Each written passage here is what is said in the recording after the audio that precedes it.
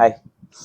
ഒരു 29 വയസ്സുകാരൻ, കയ്യിൽ കാശില്ല, കുറഞ്ഞത് 3 ഗവൺമെൻറ്റെങ്കിലും പുള്ളിനെ ട്രാക്ക് ചെയ്യുന്നുണ്ട്. ബെൽജിയത്തിൽ ഒരു അപ്പാർട്ട്മെൻറ്റിലിരുന്ന് 6 ആഴ്ച കൊണ്ട് ഒരു ഡോക്യുമെൻ്റ് എഴുതി. ആ ഡോക്യുമെൻറ്റിൻ്റെ പേരാണ് ദ കമ്മ്യൂണിസ്റ്റ് മാനിഫെസ്റ്റോ. എഴുതിയ ആളുടെ പേര് കാൾ മാർക്സ്. ഇന്ന് ഞാൻ മാർക്സിനെ കുറിച്ച് സംസാരിക്കാൻ പോകുന്നത് കമ്മ്യൂണിസത്തിനെ ഡിഫെൻഡ് ചെയ്യാനോ അറ്റാക്ക് ചെയ്യാനോ അല്ല. നേരെ മറിച്ച് ഇതൊരു ഫിലോസോഫിക്കൽ ഓട്ടോപ്സി ആണെന്ന് വേണേൽ പറയാം. ചരിത്രത്തിലെ ഏറ്റവും ബ്രില്യൻ്റായ ഒരു ഡയഗ്നോസിസ് നടത്തിയ ഒരു മനുഷ്യൻ. പക്ഷേ ഏറ്റവും പ്രധാനപ്പെട്ട ഒരു കാര്യത്തിൽ അദ്ദേഹത്തിന് തെറ്റുപറ്റി എന്നെനിക്ക് തോന്നുന്നു. എൻ്റെ തോന്നലായിരിക്കാം. അതിനെക്കുറിച്ചാണ് ഞാൻ സംസാരിക്കുന്നത്. അത് പറയുന്നതിന് മുമ്പ് മാർക്സിൻ്റെ ജീവിതത്തിൽ വലിയൊരു ഐറണിയുണ്ട്. അതായത് ക്യാപിറ്റലിസത്തിനെ കുറിച്ച് ഏറ്റവും ഫേമസ് ആയ ക്രിട്ടിക്ക് എഴുതിയ മാർക്സ് സത്യത്തിൽ സ്വന്തം റൂമിൻ്റെ റെൻറ്റ് കൊടുക്കാൻ പോലുമുള്ള കഴിവില്ലായിരുന്നു. വർക്കിംഗ് ക്ലാസ് അനുഭവിക്കുന്ന സഫറിങ്ങിനെ കുറിച്ച് എഴുതിയ മാർക്സ് സ്വന്തം വീട്ടിലെ കുഞ്ഞുങ്ങൾ പോലും ദാരിദ്ര്യം കാരണം മരിക്കേണ്ടി വരുന്നത് കാണുന്നുണ്ട്. മാർക്സിൻ്റെ സുഹൃത്തായ ഫെഡറിക് എംഗൽസിൻ്റെ സഹായമില്ലായിരുന്നെങ്കിൽ ഒരുപക്ഷെ ഈ കമ്മ്യൂണിസ്റ്റ് മാനിഫെസ്റ്റോ എന്തിന് മാർക്സ് പോലും ഉണ്ടാകുമോ എന്ന് ഡൗട്ടുണ്ട്. എംഗൽസ് ആകട്ടെ വലിയൊരു ഫാക്ടറി ഓണറിൻ്റെ മകനുമാണ്. പൊതുവെ ആൾക്കാർ അതിനെ വിമർശിച്ച് കാണാറുണ്ട്. അതായത് കമ്മ്യൂണിസ്റ്റുകൾ പൊതുവെ ഇരട്ടത്താപ്പുള്ളവരാണ്. അവർ മൊബൈലും കമ്പ്യൂട്ടറും ഫേസ്ബുക്കും വാട്സപ്പും എല്ലാം യൂസ് ചെയ്യും, എന്നാൽ മുതലാളിത്തത്തിനെതിരുമാണ്. പക്ഷെ ഞാനത് കുഴപ്പമായിട്ടൊന്നും കാണുന്നു. ഞാൻ കമ്മ്യൂണിസ്റ്റില്ല കേട്ടോ. ഞാൻ ആകെ കമ്മ്യൂണിസ്റ്റ് മാനിഫെസ്റ്റോയെ വായിച്ചിട്ടുള്ളൂ എന്നല്ല, ഞാൻ ഒരു ഓഡിയോ ബുക്ക് കേട്ടതാണ് മലയാളത്തിൽ. സുനിൽ പി ഇളയിടം ശബ്ദം കൊടുക്കുന്നത്. വളരെ നല്ല ലാംഗ്വേജാണ്. കേട്ടാ നല്ല രസമാണ്, ഒരു കവിത പോലെ തോന്നും. ഓക്കെ, പറഞ്ഞത് എന്താണ്? ഓക്കെ. അപ്പോൾ കമ്മ്യൂണിസ്റ്റുകൾ ഈ മുതലാളിത്ത പ്രൊഡക്ട്സുകളൊന്നും ഉപയോഗിക്കാൻ പാടില്ല എന്ന് പറഞ്ഞ് കളിയാക്കുന്ന ഒരു വിഭാഗമുണ്ട്. ഞാൻ അതിന് എതിരാണ്. കാരണം നമുക്ക് സിസ്റ്റം തിരുത്തണമെങ്കിലും സിസ്റ്റത്തിലുള്ള പ്രൊഡക്ട്സ് യൂസ് ചെയ്യാതെ സിസ്റ്റത്തെ തിരുത്താൻ സാധിക്കില്ല. നമ്മൾ ഈ ജീവിക്കുന്ന സമൂഹത്തിലാണ്. അപ്പോൾ സമൂഹത്തിൽ ഇടപെട്ടുകൊണ്ട് മാത്രമേ എന്ത് മാറ്റം ഉണ്ടാക്കാനും സാധിക്കൂ എന്നാണ് ഞാൻ കരുതുന്നത്. ഇനി മാർക്സിൻ്റെ ആക്ച്വൽ ഐഡിയയിലോട്ട് വരാം. മാർക്സിൻ്റെ ആക്ച്വൽ ഐഡിയ ഇതാണെന്നല്ല, കമ്മ്യൂണിസ്റ്റ് മാനിഫെസ്റ്റോയിൽ പറഞ്ഞ ഐഡിയയിലോട്ട് വരാം. മാനിഫെസ്റ്റോ തുടങ്ങുന്നത് തന്നെ ഒരു ക്ലെയിം ഇട്ടുകൊണ്ടാണ്. അതായത് മാർക്സ് പറയുന്നു, ഹ്യൂമൻ സൊസൈറ്റിയുടെ ചരിത്രം ക്ലാസ് സ്ട്രഗിളുകളുടെ ചരിത്രമാണെന്നാണ്. അതായത് എല്ലാ കാലഘട്ടത്തിലും ഒരു ഡോമിനൻ്റ് ക്ലാസ്സും ഒരു എക്സ്പ്ലോയിറ്റഡ് ക്ലാസ്സും ഉണ്ടാകും. ഈ രണ്ട് ക്ലാസ്സുകളും തമ്മിലുള്ള ടെൻഷനാണ് ഹിസ്റ്ററിയെ ഡ്രൈവ് ചെയ്യുന്നത് എന്നാണ് മാർക്സ് പറഞ്ഞത്. അല്ലാതെ വലിയ മനുഷ്യന്മാരുടെ ഡിസിഷനോ അല്ലെങ്കിൽ ഡിവൈൻ വില്ലോ ഒന്നുമല്ല. നേരെ മറിച്ച് ആർക്കാണ് ഓണർഷിപ്പ് ഉള്ളത്, ആർക്കാണ് പവർ ഉള്ളത്, അവരാണ് ലോകം ഭരിക്കുന്നത് എന്നാണ് മാർക്സ് പറയുന്നത്. ഇത് നമുക്ക് ഇന്ന് വളരെ ഓബ്വിയസ് ആയിട്ട് തോന്നും. പക്ഷേ അത് മാർക്സ് നമ്മുടെ ചിന്തകളെ എത്രത്തോളം സ്വാധീനിച്ചിട്ടുണ്ട് എന്നതിന് തെളിവാണ്. മാർക്സ് ഈ മാനിഫെസ്റ്റോയിലൂടെ കേവലം ഒരു മാനിഫെസ്റ്റോ വെക്കുക മാത്രമല്ല, അക്കാലത്ത് കമ്മ്യൂണിസ്റ്റ് ആശയങ്ങൾക്കെതിരെ ഉണ്ടായിരുന്ന പല ആരോപണങ്ങൾക്കും പുള്ളി ഇതിലൂടെ മറുപടി കൊടുക്കുന്നുണ്ട്. അതും ലാംഗ്വേജ് നല്ല കിടുക്കൻ ലാംഗ്വേജാണ്. യൂറോപ്പിനൊരു ഭൂതം പിടികൂടിയിരിക്കുന്നു, കമ്മ്യൂണിസ്റ്റ് ഭൂതം എന്ന് പറഞ്ഞാണ് തുടങ്ങുന്നത്. അതുപോലെ വളരെ പോയിറ്റിക്കായിട്ടുള്ള വരികളും എല്ലാം നമുക്ക് കേൾക്കാൻ പറ്റും. മാർക്സ് ഇതിൽ ഏലിയനേഷൻ എന്ന് പറയുന്ന ഒരു ആശയം പറയുന്നുണ്ട്. അതായത് നിങ്ങൾ സ്വന്തം കൈകൊണ്ട് ഡിസൈൻ ചെയ്യുന്ന ഒരു കസേരയെ സങ്കല്പിക്കുക. അതിൽ നിങ്ങൾക്ക് ഒരു സാറ്റിസ്ഫാക്ഷൻ ഉണ്ട്, ഒരു ഐഡൻറ്റിറ്റി ഉണ്ട്. എന്നാൽ നിങ്ങൾ ഫാക്ടറിയിൽ വർക്ക് ചെയ്ത് ഒരു കൺവെയർ ബെൽറ്റിലൂടെ പോകുന്ന സ്ക്രൂ അങ്ങോട്ടും ഇങ്ങോട്ടും ഒരു ദിവസം 500 തവണ തിരിക്കുന്നു. അതാണ് നിങ്ങളുടെ പണി. നിങ്ങൾക്ക് പണിയെടുത്തതിന് ശേഷം വേജും കിട്ടും. പക്ഷേ ആ സ്ക്രൂ എന്തിൻ്റെ പാർട്ടാണെന്ന് നിങ്ങൾക്കറിയില്ല. അത് എന്തിനു വേണ്ടിയാണ് അത് യൂസ് ചെയ്യുന്നതെന്ന് നിങ്ങൾക്കറിയില്ല. ഫൈനൽ പ്രൊഡക്റ്റ് നിങ്ങൾ കാണുന്നേ ഇല്ല. വേജ് മാത്രം കിട്ടും. ആ ചെയറും ആദ്യത്തെ ആ ചെയറും ആ സ്ക്രൂവും തമ്മിലുള്ള ഗ്യാപ്പിനെയാണ് മാർക്സ് ഇവിടെ ഏലിയനേഷൻ എന്നതുകൊണ്ട് ഉദ്ദേശിക്കുന്നത്. ഇത് 1848 ഫാക്ടറി വർക്കേഴ്സിന്റെ പ്രശ്നമായിരുന്നു. ഇന്ന് അതിനേക്കാൾ ഭീകരമായി നമ്മുടെ പ്രശ്നമാണ്. കാരണം നമ്മൾ ഇന്ന് ഏലിയനേറ്റഡ് ആണ് എന്ന് റെക്കഗ്നൈസ് ചെയ്യാൻ പോലും നമുക്ക് കഴിയുന്നില്ല.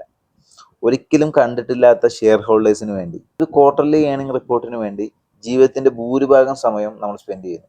നമ്മൾ പാഷനേറ്റ് അബൌട്ട് യുവർ വർക്ക് ആണ് എന്ന് നമ്മളെ വിശ്വസിപ്പിച്ചിരിക്കുകയാണ്. മാർക്സ് 1848 നമ്മളെ തന്നെ ഡിസ്ക്രൈബ് ചെയ്യുമായിരുന്നു, ഇപ്പോഴുള്ള നമ്മളെ ഡിസ്ക്രൈബ് ചെയ്യുമായിരുന്നു. ഒരു ബ്രില്യൻ ഡയഗ്നോസിസ് നടത്തിയ മാർക്സ് പക്ഷെ പരിഹാരത്തിന്റെ കാര്യത്തിൽ വലിയൊരു മിസ്റ്റേക്ക് വരുത്തുന്നുണ്ട്. അദ്ദേഹം പറഞ്ഞത് from each according to his ability to each according to his needs. ഇത് കമ്മ്യൂണിസത്തിന്റെ ക്രക്സ് എന്നാണ് ഞാൻ മനസ്സിലാക്കുന്നത്. അതായത് ഓരോരുത്തരും അവരവരുടെ കഴിവിനനുസരിച്ച് സമൂഹത്തിന് നൽകുന്നു, അവരുടെ ആവശ്യത്തിനനുസരിച്ച് സമൂഹം അവർക്ക് തിരിച്ചു നൽകുന്നു. ഇതാണ് കമ്മ്യൂണിസത്തിന്റെ ക്രക്സ്. എക്സ്പ്ലോയിറ്റേഷൻ ഇല്ല, ഏലിയനേഷൻ ഇല്ല, ക്ലാസ് ഇല്ല, ക്ലാസ് സ്ട്രഗിൾസ് ഇല്ല. ഒരു മനുഷ്യൻ മറ്റൊരു മനുഷ്യന്റെ സംഗീതമായി മാറുന്ന ഒരു ലോകം. ഇതാണ് മാർക്സിന്റെ സാൽവേഷൻ, ഇതാണ് കമ്മ്യൂണിസം. ഇത് വായിക്കുമ്പോൾ എനിക്കൊരു പ്രോബ്ലം ഇമ്മീഡിയറ്റ്ലി ഫീലായി. ഇതൊരു എക്കണോമിക് തിയറി അല്ല, സത്യത്തിൽ ഇതൊരു മിത്താണ്. റിഡംഷൻ പോസിബിൾ ആണെന്ന് വിശ്വസിപ്പിക്കുന്ന ഒരു കഥ. മാർക്സിന്റെ അസംഷൻ ഇതായിരുന്നു: കോമ്പറ്റീഷനും ഗ്രീഡും ഹൈറാർക്കിയും ഹ്യൂമൻ നേച്ചറിന്റെ ഭാഗമല്ല. തെറ്റായ സിസ്റ്റങ്ങൾ ഉണ്ടാകുമ്പോൾ അതിന്റെ പ്രൊഡക്റ്റായിട്ട് വരുന്നതാണ് ഈ സ്വഭാവ ഗുണങ്ങളെല്ലാം. അപ്പോൾ നമ്മൾ സിസ്റ്റത്തെ ഫിക്സ് ചെയ്താൽ നമ്മൾ മനുഷ്യരെയും ഫിക്സ് ചെയ്യും. അതായത് എൻവയോൺമെന്റ് മാറ്റിക്കഴിഞ്ഞാൽ മനുഷ്യന്റെ ഈ ഗ്രീഡും ഹൈറാർക്കിയോടുള്ള ബോധവും എല്ലാം കുറയുമെന്ന് മാർക്സ് ആത്മാർത്ഥമായി വിശ്വസിച്ചു. പക്ഷെ ഞാൻ വിചാരിക്കുന്നത് കോമ്പറ്റീഷനും ഹൈറാർക്കിയും ഈ പവറിന് വേണ്ടിയുള്ള ദാഹവും ഇതൊന്നും ക്യാപിറ്റലിസം ഉണ്ടാക്കിയ ഫ്യൂച്ചറല്ല, ക്യാപിറ്റലിസത്തിന്റെ ബഗ്ഗുമല്ല. ഇത് മനുഷ്യരുടെ ഫീച്ചറാണെന്നാണ് ഞാൻ കരുതുന്നത്. മനുഷ്യൻ എന്ന ജീവിയുടെ ഫീച്ചർ. ഇത് മനുഷ്യന്മാർക്ക് മാത്രം ഉള്ളതല്ല, പൊതുവെ ജീവികളിലെല്ലാം കാണുന്ന ഒരു ക്വാളിറ്റിയാണെന്നാണ് ഞാൻ മനസ്സിലാക്കിയത്. അപ്പോൾ നമ്മുടെ ഇൻബിൽട്ട് ആയിട്ടുള്ള ഈ സ്വഭാവങ്ങൾ സമൂഹത്തിന്റെ ഘടന മാറ്റിയത് കൊണ്ട് പോകുമെന്ന് ഞാൻ കരുതുന്നില്ല. ഒരുപക്ഷെ അത് ചെറിയ അളവിൽ, അതായത് ഒരു ചെറിയ ലൊക്കാലിറ്റിയിൽ വർക്കാകുമായിരിക്കും, പക്ഷേ ഒരു വലിയ സ്കെയിലിൽ അത് വർക്കാകാൻ സാധ്യതയില്ലെന്നാണ് ഞാൻ കരുതുന്നത്. ചരിത്രത്തിൽ കമ്മ്യൂണിസം ഇംപ്ലിമെന്റ് ചെയ്യാൻ ശ്രമിച്ച ഇടങ്ങളിലൊക്കെയും ഒരേ കാര്യം സംഭവിച്ചു. അതായത് പവർ എല്ലാം ഒരു സ്ഥലത്തേക്ക് കോൺസെൻട്രേറ്റഡ് ആയി, പവർ എല്ലാം ഒരൊറ്റ സ്ഥലത്തേക്ക് കോൺസെൻട്രേറ്റഡ് ആവും, ഹൈറാർക്കി തിരിച്ചു വരും, സിസ്റ്റം റൺ ചെയ്യുന്നത് ആരാണോ അവർ ലാഭം കൊയ്യും. ഇതെല്ലാം കാരണം കമ്മ്യൂണിസ്റ്റുകൾ പൊതുവെ പറയുക ബാഡ് ആക്ടേഴ്സ് ഉണ്ടായിരുന്നു, അല്ലെങ്കിൽ വെസ്റ്റേൺ ഇൻഫ്ലുവൻസ് ഉണ്ടായിരുന്നു, ഇതെല്ലാം കാരണമാണ് പരാജയപ്പെട്ടതെന്നാണ്. പക്ഷേ ഞാൻ വിചാരിക്കുന്നത് മനുഷ്യരായി പെരുമാറുന്നത് കൊണ്ട് സംഭവിക്കുന്നതാണ് ഇതെന്നാണ്. ഈ കാൾ മാർക്സ് മതത്തെക്കുറിച്ച് പറഞ്ഞതായി കേട്ടിട്ടുള്ളത് മതം മനുഷ്യനെ മയക്കുന്ന കറുപ്പാണെന്നാണ്. എന്നാൽ മതവുമായി കമ്മ്യൂണിസത്തിന് വളരെയധികം സാദൃശ്യമുണ്ട്. ഇതിന്റെ സ്ട്രക്ചർ ഒന്ന് ആലോചിച്ചാൽ തന്നെ ഭയങ്കര കമ്പാരിസൺ നടത്താൻ പറ്റും. അതായത് ഒരു തകർന്ന ലോകം, ക്യാപിറ്റലിസം ഒരു തകർന്ന ലോകമാണ്. എന്താണ് മതവും കമ്മ്യൂണിസവും മുന്നോട്ട് വെക്കുന്നത്? ഒരു തകർന്ന ലോകമാണിത്. കാരണം ക്യാപിറ്റലിസം കാരണം തകർന്ന ലോകം. ഒരു ആദിപാവം അല്ലെങ്കിൽ ഏറ്റവും വലിയ പാവമായി കാൾ മാർക്സ് കാണുന്നത് പ്രൈവറ്റ് പ്രോപ്പർട്ടിയാണ്. അപ്പോൾ ഇതിന് പരിഹാരമായി തിരഞ്ഞെടുക്കപ്പെട്ട ഒരു ജനതയുണ്ട്, മതങ്ങളുള്ളതുപോലെ തിരഞ്ഞെടുക്കപ്പെട്ട ജനത. കമ്മ്യൂണിസത്തിൽ അത് തൊഴിലാളി വർഗമാണ്. ഇനി സ്വർഗരാജ്യമോ? അത് ക്ലാസ്ലെസ് സൊസൈറ്റിയാണ്. എല്ലാം ഫിക്സ് ആകും. മതം പോലെ തന്നെ പല സവിശേഷതകളും ഇതുണ്ട്. മതത്തിലൊരു പ്രശ്നം നമ്മൾ ചൂണ്ടിക്കാണിക്കാൻ നേരത്ത് മതവിശ്വാസികൾ എങ്ങനെയാണോ പ്രതികരിക്കുന്നത്, അത് ആ സാഹചര്യത്തിൻ്റെയാണ്, അല്ലെങ്കിൽ അത് മനുഷ്യരിടപെട്ടത് കൊണ്ടാണ് എന്ന് പറയുന്നത് പോലെ തന്നെ കമ്മ്യൂണിസം എവിടെയൊക്കെ പരാജയപ്പെട്ടോ, കമ്മ്യൂണിസത്തിന്റെ പിഴവുകൾ ചൂണ്ടിക്കാണിക്കാൻ നേരത്ത് കമ്മ്യൂണിസ്റ്റുകളും പറയുന്നത് ഇതേ വാദങ്ങൾ തന്നെയാണ്. നമ്മുടെ വിപ്ലവം ഒറ്റിക്കൊടുക്കപ്പെട്ടു, കമ്മ്യൂണിസം എന്ന ആശയത്തിൻ്റെ കുഴപ്പമല്ല അത്, അതിലിടപെട്ട മനുഷ്യരുടെ കുഴപ്പമാണ് എന്ന് പറഞ്ഞ് അവർ അത് ന്യായീകരിക്കും. എല്ലാ മതങ്ങളും ഇത് തന്നെയാണ് ചെയ്യുന്നത്. മതത്തെ മയക്കുമരുതെന്ന് വിളിച്ച മാർക്സ് കുറച്ചുകൂടി ബെറ്ററായ ഫുട് നോട്ട്സ് ഉള്ള വേറൊരു മതം ഉണ്ടാക്കുകയാണ് ചെയ്തത്. ഇതൊക്കെ പറഞ്ഞ് മാർക്സിനെ ഡിസ്ക്രെഡിറ്റ് ചെയ്യണം എന്നല്ല ഞാൻ കരുതുന്നത്. മാർക്സ് മഹാനായ ഒരു മനുഷ്യനാണെന്നാണ് ഞാൻ വിചാരിക്കുന്നത്. എൻ്റെ ഒരു കൂട്ടുകാരൻ ഈ അടുത്തൊരു പോസ്റ്റ് ഇട്ടായിരുന്നു.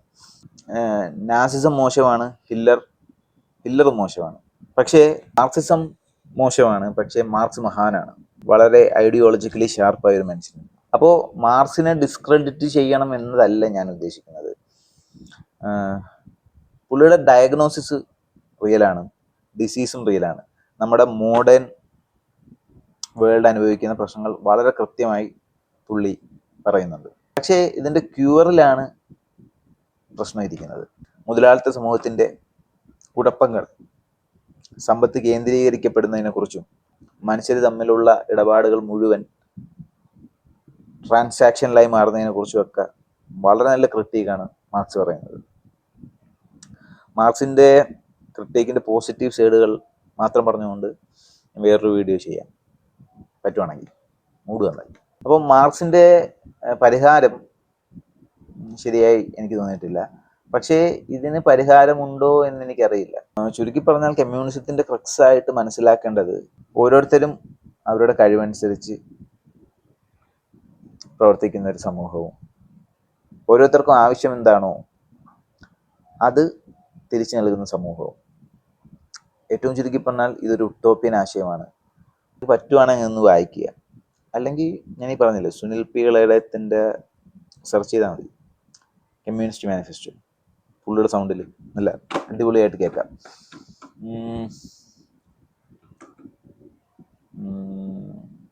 വേറൊന്നും പറയാനില്ല. ബൈ.